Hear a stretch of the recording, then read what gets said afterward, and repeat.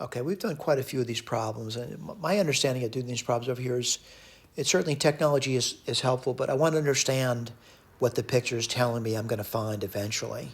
I'm going to find a root here, right? That's as plain as day to me. I'm going to find a root over here. By the way, when I'm looking at this over here, I'm thinking there might be one root there, but who knows? All right, maybe it's deceptive. I'm expecting to find a y-intercept over here, and I don't think that's very difficult. That would be minus 64. Clearly seeing that. I'm expecting to see a relative minimum. Now looking at it, I'm also seeing, that there's a point of inflection over here. And it looks like there's a point of inflection over here as well. All right? So I'm expecting to see that stuff. So the fact that I'm expecting to see that stuff is, maybe it's the wrong picture. I don't want to invent I'm seeing that stuff. So what I'm going to claim over here, the first thing I would do, if I could, is to factor it. And what do I notice about this? If I factor it, I would get roots. And the roots I'd get is I would get minus 1, but then I'd get a repeated root. It would be 4, 4, 4. All right? Before I do this, though, I want to analyze what f is going to look like, at least in a very crude way. Well, at minus 1, it's going to be 0, and at 4, it's going to be 0. And then I kind of analyze it, and I'm analyzing this for sign. That's all I'm doing. So like after 4, what would I get? When you pick 5, it's a positive number. That means the function's going up. If I took a number between minus 1 and 4 like 0 and plugged it in, it's a negative number. What does that mean?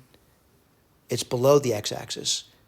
By the way, I shouldn't say that I didn't mean to go up. I meant it's positive. I shouldn't have done that. It is going up, but it's positive.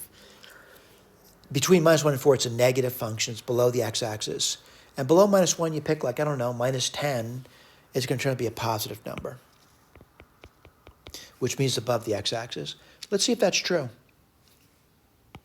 Well, below minus 1, it's above. After 4, it's above. And between minus 1 and 4, it's below. I definitely see that. Definitely seeing that. All right? I'm also seeing the repeated nature of the root 4. Right? It's puncturing it there. All right, we go to the second. By the way, we're really done with the question. We got the roots. But I want to go through these derivatives over here. First derivative, second derivative. I'm not going to go through it because I really haven't discussed it much in this text. Anyway, let's take a look at this over here. And it's going to give me information, by the way. I get the first derivative, which is relatively simple. I get its zeros. Its zeros would occur at the number 4 and at the number 1/4. This is the first derivative. We're going to analyze it. After 4, by the way, this is always going to be positive. This will be positive. This will be positive. What does it mean? Function's going up. Function's going up. Below the quarter, pick a 0. What do you get? You get a negative number. Function going down. What does it mean? I'm getting a minimum here. What happens at 4? It's a flat. It gets flat there, but not a minimum, not a maximum. No indication of that. So now I know this point. What's this point over here? 1/4, f of 1/4. What is this thing? It's a relative min, but it's also a global min. All right? Okay, what happened there? As I said, the curve got flat there, but it's not a min or a max. The curve did get flat there. All right? So what do we do next? Second derivative.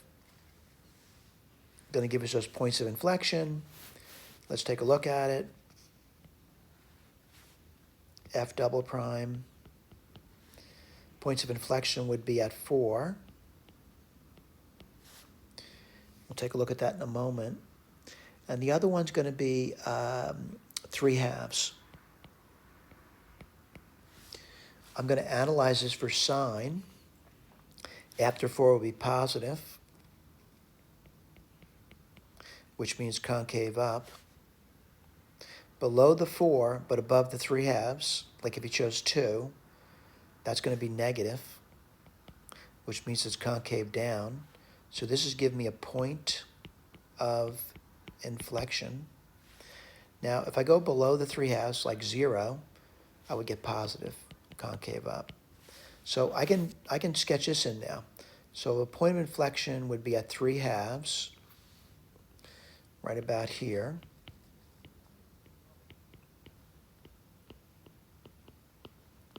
This is a point of inflection.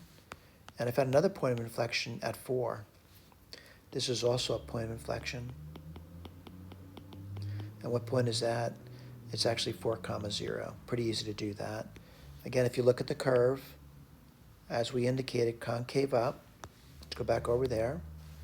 Concave down, as we indicated over here, and then concave up. Thank you.